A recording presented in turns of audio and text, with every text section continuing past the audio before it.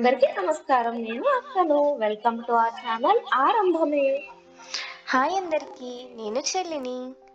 ఈరోజు మేము మీతో షేర్ చేసుకుందామనే topic transform your savings and creative ways to cut expenses.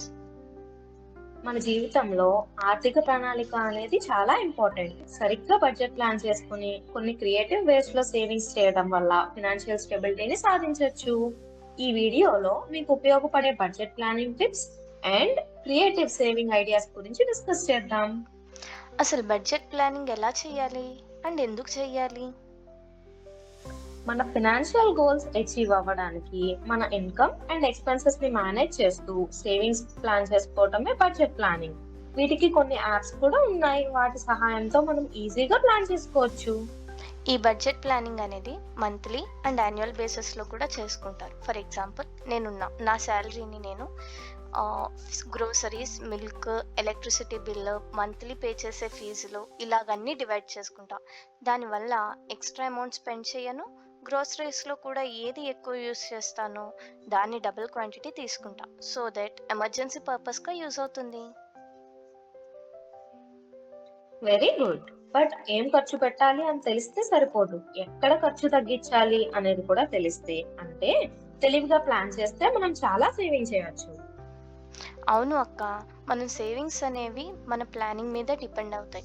కానీ నేను ఎంత ప్లాన్ చేసినా నా అకౌంట్ బ్యాలెన్స్ జీరో అయిపోతుంది. చెప్పాక చెల్లి, తెలివిగా మనీ స్పెండ్ చేయాల్సిన చోట స్పెండ్ చేయడం, అక్కర్లేని ఖర్చులు మానుకోవటం వల్ల ఎవరికైనా స్పెండింగ్ మీద కంట్రోల్ వస్తుంది. అయితే ఇవన్నీ ఎలాగో మనం నేర్చుకుని ఇంప్లిమెంట్ చేస్తున్నాం కదా. అందుకే మరి అందరికీ కూడా షేర్ చేసుకోవాలి కదా. ఫస్ట్ అసలు శాలరీని ప్లాన్ ఎలా చేయాలో నేను చెప్తా. ఎప్పుడు మన శాలరీని 50, 30, 20%లో డివైడ్ చేయాలి. 50% అవసరాలకి, అంటే house rent, EMI, power bill, water bill, food, transportation. అంటే ట్రాన్స్పోర్టేషన్ ఓన్ వెహికల్కి ఫ్యూయల్ ఆర్ రిపేర్స్ అవ్వచ్చు, లేదా మనం auto or public transport use చేస్తే డైలీ బేసిస్లో వాటికి ఖర్చు పెట్టేది అవ్వచ్చు.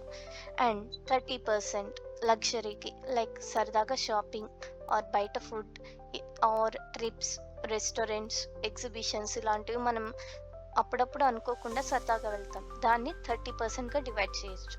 అండ్ 20% అది దేనికి? సేవింగ్స్కి ఆర్ ఇన్వెస్ట్మెంట్స్కి.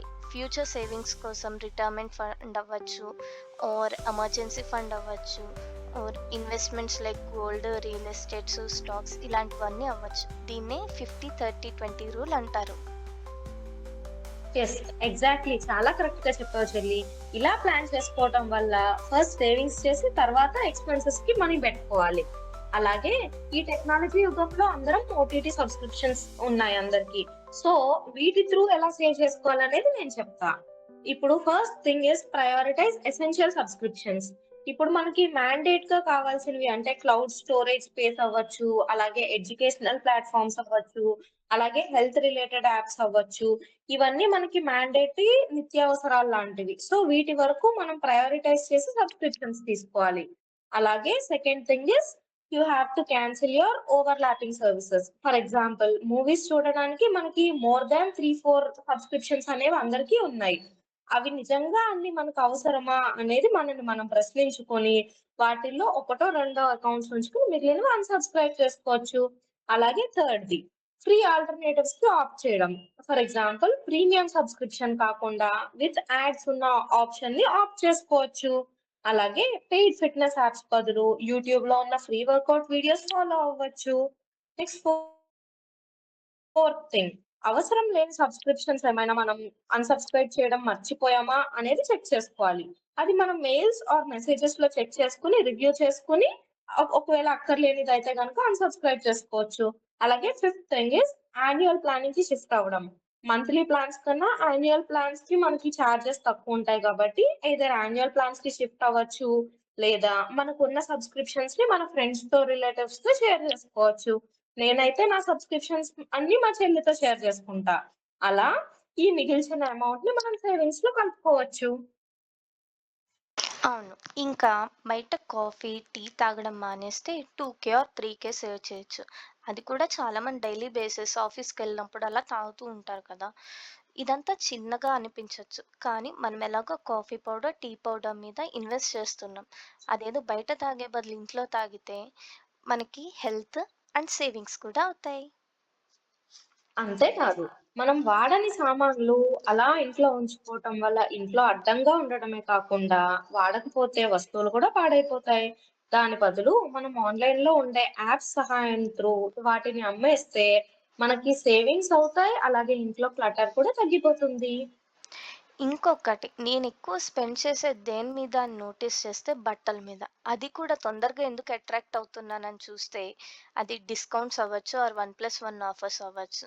కనిపిస్తే చాలు కొనేయడమే అయిపోతుంది.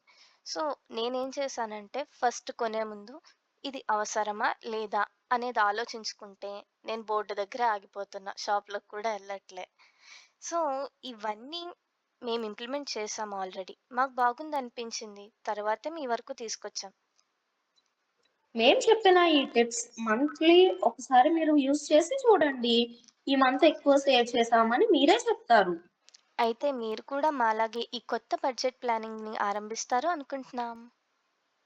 ఆరంభమే కదా ప్రతి ఆలోచనకి first step. Thank you so much for joining Aarambhame with us. Thank you so much. మరొక కొత్త కంటెంట్‌తో మీ ముందుకొస్తాము. Thank you.